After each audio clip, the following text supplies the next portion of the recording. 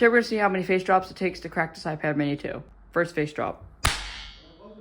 Well, that is depressing. It only takes one face drop. Let's see how many drops it takes to completely crack this display.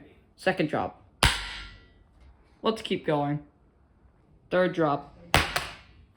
After the first 3 drops, this is what the iPad looks like. Now we are outside and we're going to continue the drop test. Fourth drop. Fifth drop. This is what the iPad looks like after the 5th drop. 6th drop. 7th drop with force. The iPad screen is now falling off. 8th drop. 9th drop. The glass fell off while I was picking it up. 10th drop, slam down. The iPad is now severely dented and the LCD is now cracked.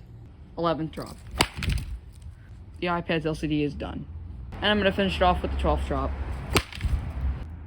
This is the iPad after the 12 drops. Thank you guys for watching. I'll see you guys in the next video. Bye bye.